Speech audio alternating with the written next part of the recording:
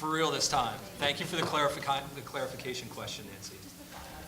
Good evening, ladies and gentlemen. The time is 7 o'clock, at least on one of my devices. And I'm going to call the meeting of June 8th, 2017 to order. First order of business on the agenda is the minutes from our May 25th meeting. Motion to approve. Motion to approve the May 25th meeting minutes. Do I have a second? Second. Any discussion? All in favor? Motion passes 4-0. Next up is our chairperson's report. Our chairperson, Dawn, is not with us tonight, but I did stick my head in her window earlier this evening and just compare notes with her. And I had a couple of things that I just wanted to touch on very quickly. A couple of things happening this week. First off, our championship boys basketball team was hosted at the State House by Representative Kate Hogan, which is quite an honor for a well-deserved and very exciting season. Second thing on the list is to acknowledge our band program on their Platinum Award at their competition recently, the Fowler Band. And finally, Saturday is our big day at Alumni, hopefully, if the weather holds out. So let's hope for good weather so we can sit outside in the bleachers and not in the gym. So at that point, that's all I have for chairperson's report tonight. So pass it off to Dr. Girardi. Okay, I wanted to make the school committee aware of the upcoming legislation, House Bill 3733. This bill will require CPR, AED, and Heimlich training for all students as a graduation requirement. Now, Maynard is actually fortunate because we've been working with Bob Schriever and his certified staff from the Sudden Cardiac Arrest Association since last year. I met him actually through my son's Boy Scout program, and Bob will present to any school, any organization, to get the word out about the importance of this sort of training for everyone. His personal stake in this is that he was a referee, and he was at a school refereeing a game, a football referee, and he dropped dead of a heart attack. And that school had just gotten into AED that day for the first time, and they used on him and brought him back to life. So he wouldn't be around if people weren't trained in using an AED, which is why he's made it his mission, why he started the Sudden Cardiac Arrest Association. And so whenever he shows a video, because it was caught on the news, because a lot of people televise football games. So he made the news, this is quite a few years ago, but when he shows that to students, that he's now standing and presenting in front of them, but he might not have been, the students take it seriously. And it's pretty powerful. I get goosebumps just thinking about it and watching the video. I'm going to share this with our Health and Wellness Committee. There's actually a video. I would have loved to have shown it tonight, but I'm not prepared with it. But I'll share it. We could maybe share it at another meeting because I'd like to bring him in to talk about not only the CPR, AED, and Heimlich training that we're already ahead of schedule on, where other districts won't have already started this process, but also he believes that they're going to pass another bill to have mandatory heart health screenings for all students as well. And so he's prepared to provide that. He's actually working on a pilot with the Anthony Bates Screening Foundation. And so he's hoping to get Maynard involved in the pilot to be one of the first districts that are screening for heart health as well. So I'm really proud. Once again, Maynard is ahead of schedule when the state's looking at a bill to do what we're already doing. Very proud of that, and I'm very proud if we could be involved in this this pilot that he's working on, because it is so important for health and wellness. So I'll be sharing all this information that he shared with me with the Health and Wellness Committee, and maybe we can get him to come back and show the video and actually present on us being part of a pilot.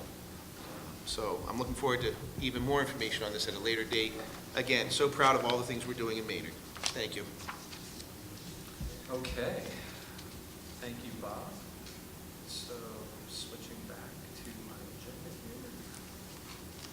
Next up is listed as our student representative report, but it looks like this evening we are without our student It's the representative. senior cruise. They're cruising. Good for them. They got a good night for it. Yeah. I mean, all things considered, our weather at the end of May and the beginning of June has been just short of atrocious, so good for them having somewhat decent weather tonight. Oh, the other thing I would add was, Principal Karajanis can add, we had a wonderful senior awards night last night. I'm sorry I didn't mention that in my report. Our seniors are amazing. They deserve a night off. Fantastic. At this point in time, citizens' comments. Yeah, I just want to second the awards night. It was actually great. And believe it or not, that is the first class I had teaching in Green Meadow. So when I taught first grade, they were my first class. So it was great to see them, how far they've all come and how much they've grown, and they've really come together as a class. It was great to see. Oh, fantastic. Thank you for sharing that. Any other citizens' comments? Okay, moving on. It's time for our MHS Senior Capstone Policy discussion. So, Principal Karajanis, whenever you're ready. Jen, are you chiming in on this as well, or is it just going to be? I can give a brief overview. So essentially, we've heard wonderful things at the school committee meetings about the senior project and the presentations. Jean LaBelle and Paul Orza, who lead the senior project, have compiled a committee that has community members to expand the pieces of it. And so I think Principal Karajanis is going to update us on some changes and some things that we might be looking for in the future. Cool. Yep. Hi, Chuck. Hi. Good evening, everyone. First, before I start on the senior capstones, just Dr. Girardi was just talking about Bob Shriver and the sudden cardiac program. I met with Bob this week. Last year, our freshmen and then juniors received this training. They're now the sophomores and seniors, the seniors that are about to graduate. We've already made arrangements. We've already blocked off dates for next year to have all the other students at Maynard High School trained. So after next year, it would just be the rising ninth graders as well as any new students who would receive the training after that. So we're staying up with that. Great. So moving into, and what's interesting is even with the seniors graduating, we have about 100 students trained in AED use device. So throughout the building, we have really terrific coverage in a certain kind of way. Where does our AED live? AEDs, there are 3 of them. There are 3 of them. There were 2 permanent stations, one on the first floor and one on the second floor, diagonally across the building, and there's a portable device in the nurse's office. So moving into senior pathways, currently, I gave you a handout, and it'd be very tedious if I just read the handout, so we'll do that. Currently, our seniors have 3 options for a capstone pathway. There's Senior Project, which you've heard about, which is highly developed. It's been critiqued and refined over many years at this point, and as a result is quite a robust program, including college-level research on topics developed by the students, an internship, community work, and then a juried presentation. And it really is outstanding. 2 other options that students currently have are to be a mentor. A senior can be a mentor to what has been our rising 8th graders. Our guidance staff at the Fowler School and high school have worked together to identify students that need additional support during a transition year, and they're matched with a senior who acts as a mentor through their 8th grade year. Next year, we're not going to have a rising 8th grade, and the program, to be perfectly honest, is in need of refinement, and we've recognized that. And generally, I think I use this line in the document as well, but generally you try to fly the plane while you rebuild or retool the plane, which makes it particularly challenging. We're looking at this as an opportunity to do some of that refinement and look at the resourcing we need so that the following year, the 2018, when we have rising students again, then as 9th graders, we'll have a program that's in better shape. The third option is digital portfolio. Students who are enrolled in the digital portfolio pathway reflect on their work over their entire 4 years at Maynard High School as one component of what they do. They literally take assignments and work they've completed in all 4 years and then reflect back now that they're a senior. The goal is to be a highly reflective process, but it has evolved to include research topics on generally the Maynard community and things going on in the Maynard community, and students, oh, that's good. And students have also taken all their research and do something similar to senior portfolio, in which they do a presentation before a panel. One student, for example, who was in digital portfolio had a tremendous interest in skateboarding.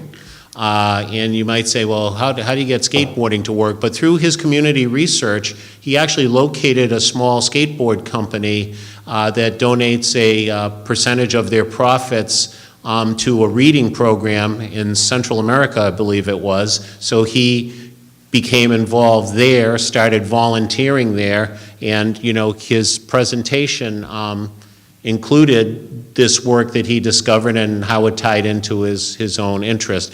So in many respects, digital portfolio has been evolving sort of toward senior project in many of its aspects, and that's sort of the state of things right now.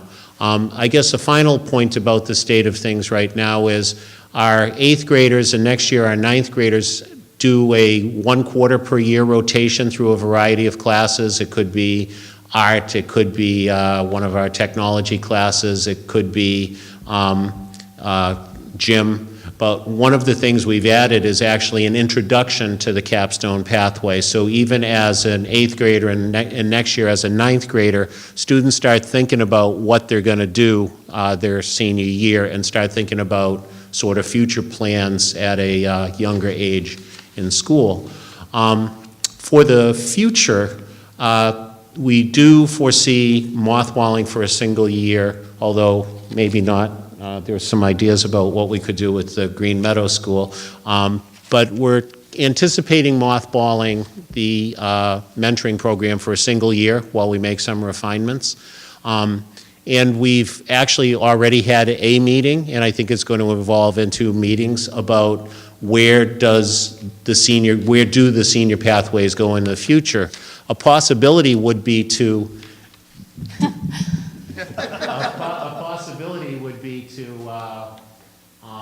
really fold everything under an umbrella that looks like senior project. In other words, there'd be research components, there would be internship or outreach components, and perhaps mentorship becomes sort of a strand under something that's more formalized.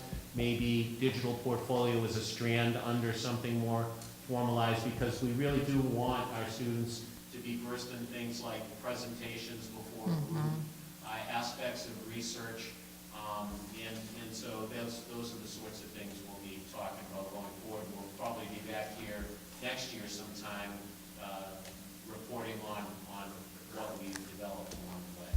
So I think that's pretty much the picture, and if people have questions.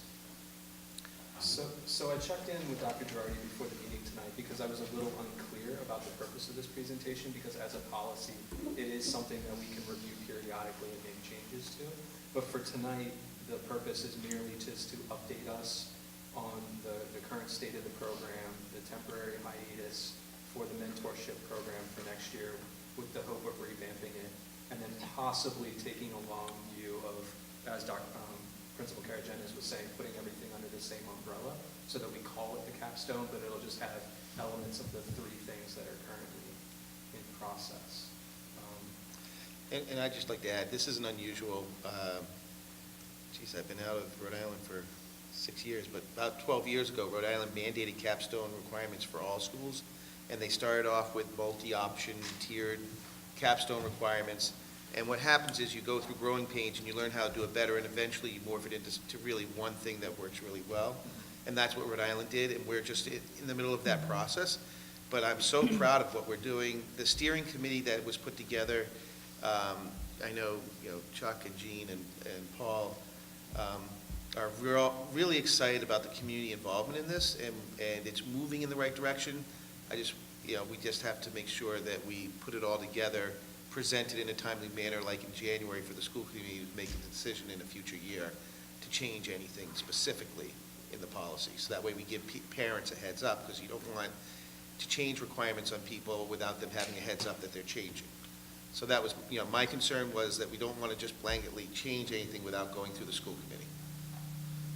Questions or discussion? Feedback?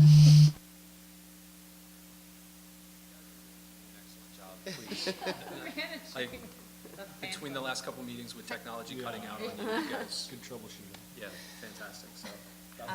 I guess the only thing that occurred to me is that I'd love for us to be able to be a part of helping to get the word out and making sure that for both internship opportunities and also once it comes time for the showcases and the panel review process, to make sure that the community, that we can get, I think there's a lot of interesting things going on and people doing a lot of interesting things that are residents in Maynard and just a wide range, and so it would be great to be able to try to cultivate some of that. Do we currently have any community members that are part of the steering committee? Excellent, because if you were to come back to us with some suggestions, I would love to know about it early enough in advance so that we could put the word out, as Bethlehem was saying, so that maybe we could get some audience members here that evening so that we could also take some of their feedback, maybe because they haven't been part of the committee process, and also use that information to. We have private business people, we have town officials, including Andrew Scribner McLean from the manager's office, the police chief, the fire chief have been involved, they've been outstanding. So and I know that Jean, Liddell and Paul Warsick have really worked to put a steering committee together to really grow the base, because, as I mentioned in the document, a higher and higher percentage of students are actually opting for senior project, which is, in some respects, an extremely rigorous pathway. You might think maybe students would shy away from the most rigorous pathway, but the challenge there is to have sufficient internship spots in particular, and this committee has been hugely helpful in the community who've been involved. So some of our teachers, sort of beyond just because they're teachers, have connected to some students with some internships, so it's been very worthwhile. And I do think what's important, and we anticipate coming back to this committee with a recommendation either the first or second meeting in January, just depending on budget and all the rest of it when that happens. So that's when we anticipate coming back with a recommendation, and talking with Jean and Paul, I think that they felt like that was something that was doable to show what these pathways would look like. But I do think it's important for us to understand sort of the resources that Chuck is talking about. Yes, it's community support and those sorts of things, but it's also the teacher resources to be the mentors for these students so that they can have a successful experience. And as we increase the numbers of students who are doing these senior, this more rigorous components of the senior project, similar to what the capstone piece is, or the digital portfolio piece, we're going to need to increase those resources, those FTE resources that are allocated to this as well. And I think that's just an important piece for us to keep note of as we are hopefully beginning to talk with the town about budget. This is an incredible program that makes our kids really, really special. And I would absolutely hate for us to water it down to the point where it's just a research project. Yeah, because we can't fund and support it in the way that it's being done. And Jean and Paul and Emily Dowd are phenomenal in their work that they've been putting forward into this. Emily does the digital portfolio. But to be a little more clear, just to expand on that, our teachers are doing it while teaching a heavy load. They do it maybe 1 or 2 periods during their heavy load. One of the models that they went to was North Providence, which is where I was assistant superintendent, and they had been doing it for years before it was even mandated in Rhode Island. They actually had 2 full-time staff members dedicated to this. So it does take resources to do it well. And, Jean talked at the presentations that we were at, she talked about this being one of those things that Maynard could shine, because there's only 3, I think, in the state of Massachusetts that are nationally commended senior projects. It would be nice if Maynard was the 4th one, but it's going to take resources. And Beth Lynn and I got to sit in on, we were on the panel together with the co-valedictorian this year. I don't know if you knew that, Beth Lynn, but I No. found that last night. She's the co-valedictorian. Wow. And a couple of other students, and they were amazing. But it does take resources. To Jen's point, I'm glad you reminded me of that, because in North Province, they literally had 2 staff members dedicated totally to it. Yeah, and I gotta say that it's, it aligns so well with everything that we've been talking about and that we've heard from community and things that, really it brings together in such a nice capstone way. Yeah, authentic assessment, those are the things that we're striving Yeah, for, authentic yeah. learning.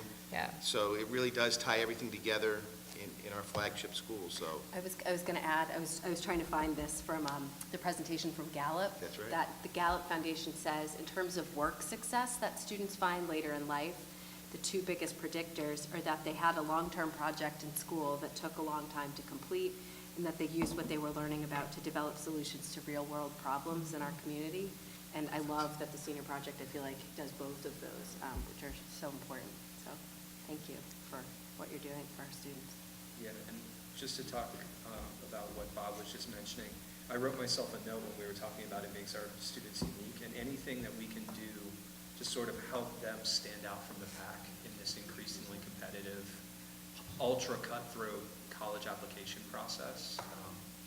Because I'm really proud of where we've been sending our kids recently, and making sure that they have every opportunity open and available to them, so that this just ties in very nicely to all of that.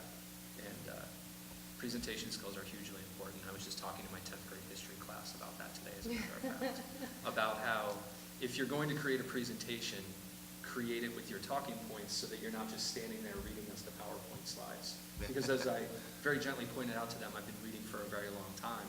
If I needed to inform myself, I could just read their presentation. I don't have to make them do it. I have a really good blog for you. You read really bad PowerPoint. No, please share that with me. I'll send it to everyone. Okay. That's what I do as a marketer. I used it with my students. And what's hard though, so basically he gives you all the pieces of it. So you give it to the students.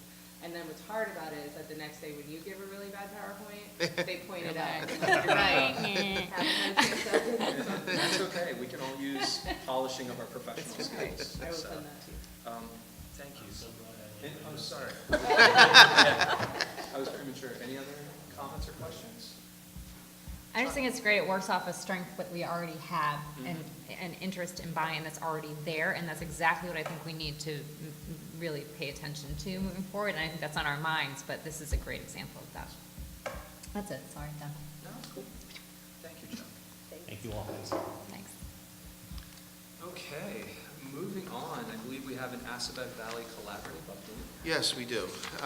In my 6 years here in Maynard, we've been required to amend the Aspet Valley Agreement 3 times due to changes in the law regarding the collaboratives in Massachusetts and the fact that Aspet Valley Collaborative is so successful that we've had 3 additional communities want to join. Attached, I think, for the school committee was the amended Aspet Valley Agreement in the information that Colleen sent you. And the changes are highlighted in yellow in one of the documents. So the changes reflect the following bullet points that I had shared with you. The addition of the new member school district, which is Auburn Public Schools, wants to join. Revision of the mission statement to align with some of the adopted board of directors' goals for the program. And a revision to the purpose of the collaborative to include the additional services to individuals beyond the scopes of age of 3 to 22 if the collaborative law allows this to change in the future. And that's, we know about our programs for students from 18 to 22. What the collaborative is looking to do, because this is a progressive collaborative, is to expand and potentially they'll be able to provide services for students with disabilities beyond 22, which would really make them a special and unique service for our state. So they're hoping that they could be one of the first to do that. So like Maynard likes to be the first in a lot of things, it's nice that we're associated with this collaborative who is really progressive and trying to do such wonderful work that we've had to amend the agreement 3 times because people are joining at a rapid rate. So at this school committee, I'd be asking for the full school committee to approve the amended Aspet Valley Agreement and for the chair to sign the acknowledgement page that Maynard approved this as a member district. And Dawn can come back, or Dawn can sign it tomorrow. Okay. So, but if you wouldn't mind voting on approving that document, I would appreciate it. Okay.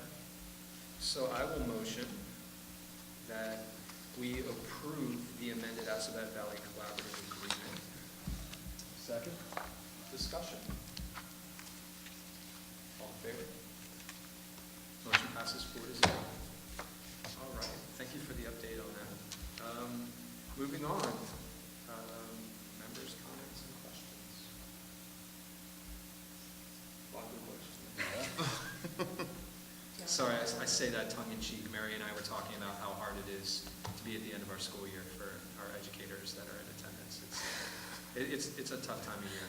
I fell asleep on the couch sitting up at 8:45 last night. So my wife has not let me live that down the entire day. So, all right, so in that case, I would like to motion to close this evening's meeting with the intention of moving into executive session under Mass General Law, Chapter 30A, Section 21, subsection 1. Second. All in favor? Thank you. Okay. The end of the meeting. What's that? Is that a record? Yeah. It is very close. Good. I don't think we keep official records, but perhaps we can make it more fun for the audience by doing, prop bets. Go over, under, Have a little we can make it more interactive. That might draw more of a crowd. It might. I don't know that we could, attach money to it, but perhaps there could be a